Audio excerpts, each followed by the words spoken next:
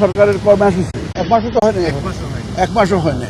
এর মধ্যে সব কিছু একবার ঠিক করে ফেলবে এটা তো সম্ভব না। তো আমরা বলছি ওইটা আমরা মানে রাজি আছি, কিন্তু আমি প্রোডাকশনে যদি আমার ডিস্টার্বেন্স হয়, লোকজন যদি আগুন দেয়, লোকজন আইসা যদি আমার ফ্যাক্টরি ভেঙে ফেলে, তাহলে কিন্তু আমাদের মানে ব্যবসা বাণিজ্য ব্যাহত হবে। উনি বললেন যে হ্যাঁ, ডেফিনেটলি আই অ্যাপ্রিসিয়েট দ্যাট, এবং এই সম্বন্ধে ওনার সরকার কাজ করতেছে, এবং সেই হিসাবে আমরা বলতেছি যে আমরা উই আর উইথ ইউ, আপনাদের সাথে আমরা আসি, we are going to support the interim government আপনাদের কাজ করার জন্য, এবং সামনেও আমরা আপনার সাথে থাকব।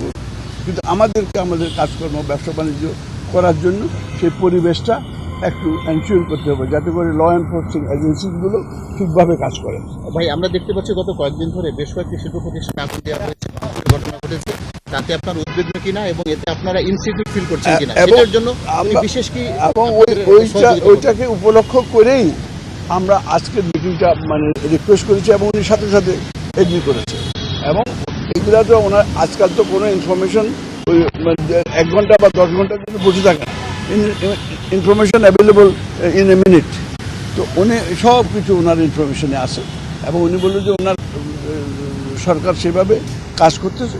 বাট যে কোনো সময় একটা এত বড় মানে কি বলে রিভলিউশনের বাংলা কি, বিপ্লব, একটা একদিনে তো ঠিক হয়ে যাবে না, এটা স্বাভাবিকভাবে একটু সময় তো লাগতেছে। কিন্তু আমার গায়ের উপরে এসে যখন পড়ে, তখন তো আমি অস্থির হয়ে যাই। আমারটা তখন আমি নিজেরটা দেখি, দেশেরটা দেখতে অতটা সময়। আমরা ওই কথাটাই এমফাসাইজ করেছি। আমরা বলছি পুলিশকেই করতে হবে, এটা পুলিশেরই কাজ, ইন্ডাস্ট্রিতে ইন্ডাস্ট্রিয়াল পুলিশের কাজ। তারপরে এদেরকে সাহায্য করার জন্য কোনো বিশেষ সময়ে বিজিবি, আর্মি বিশেষ সময়ের জন্য আসে, এটা তো ওদের ফাংশন না। তো কিন্তু পুলিশ, ওই র্যাব, এদেরকে অবশ্যই রিঅর্গানাইজ করতে, এবং এটা করতেছে।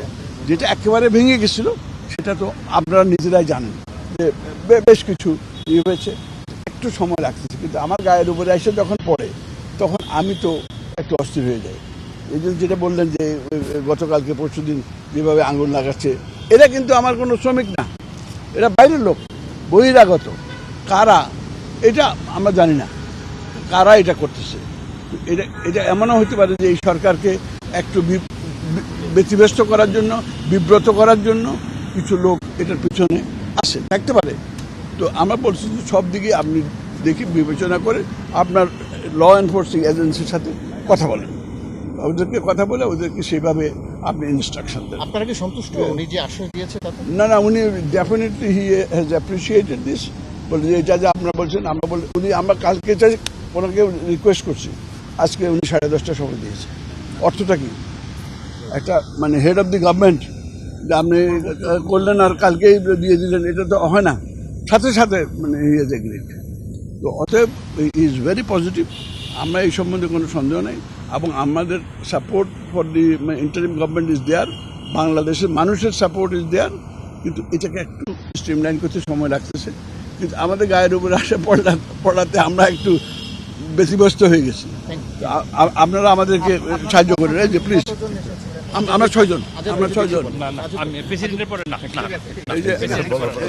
আমাদের সব আমাদের আজাদ সাহেব